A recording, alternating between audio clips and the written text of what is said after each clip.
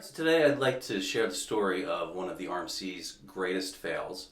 I think it was about 2006 at the Westfield Spring Fling Street Festival. If you've ever been there, you've seen the big stage. And at the time we decided that the teachers would perform a set to get some publicity for the studio. This is very early on. This is the original 5 teachers.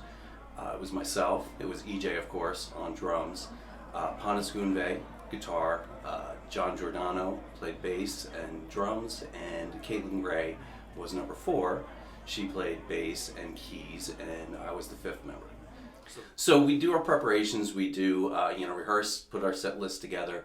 We got a 40-minute set, so it's about 8 to 10 songs, and get up on stage, do our thing. Our first song is Duran Duran, Hungry Like the Wolf.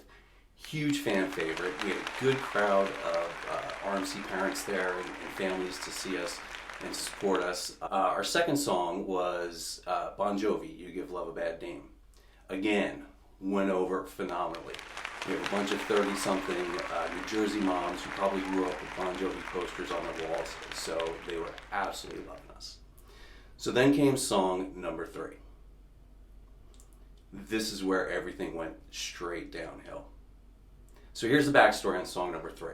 For song number 3, I walk into rehearsal one day, and I don't remember Caitlin there, but the 3 guys, EJ's on drums, Pontus is on guitar, John's on bass, and they're doing a Chili Peppers tune. Sounds phenomenal. These guys are rocking it. So they decide that they want to put this into our set.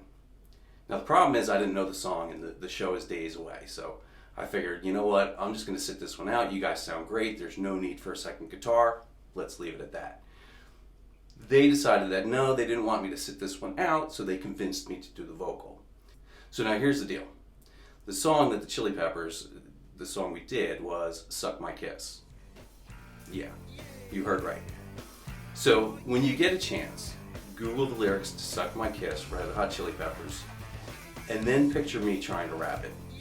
So I'm in a haze of performance. I'm trying to remember the lyrics, and I'm focused. I've got lyrics written on a sheet down at my feet. I'm mumbling through half of it because I can't even keep up with the words. But rest assured, I hit the hook, no problem.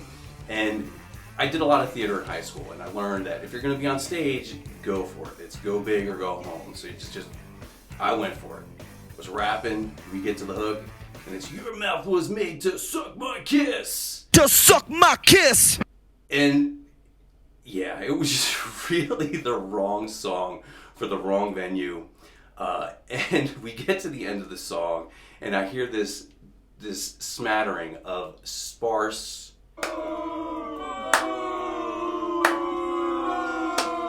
and I look up, and it looked like somebody dropped a can of tear gas into the crowd.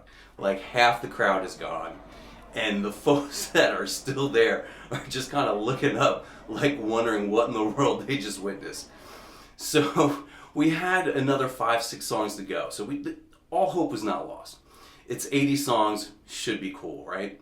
So we get to song number 4, Def Leppard Photograph. Well, here's the problem, and here's the backstory for song number 4. EJ pulled a classic EJ move. You'll hear more about this in future installments. But somewhere along the line in rehearsals, EJ realized that this song's a little bit out of his range maybe, and he doesn't sound so great singing it, so he dishes it off on someone else. Let someone else take the bullet. So he convinces Caitlin that she can sing Photograph. So it turns out Caitlin was a lot smarter than I am. When we get to the performance, we launch into the guitar riff, the drums come in, the song sounds great until it comes time for the vocal. When it comes time for the vocal, Caitlin just completely bailed and just did not sing at all. So now we're up there playing an instrumental version of Def Leppard's Photograph.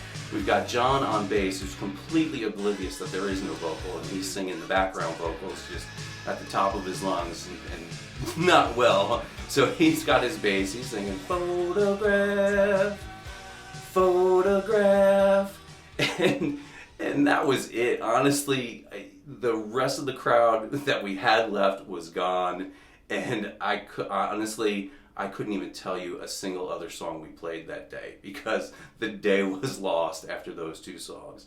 So the moral of the story for any of you aspiring musicians out there, anybody who is looking to perform or actively performing, always keep in mind your audience. The wrong song for the wrong folks can be a disaster.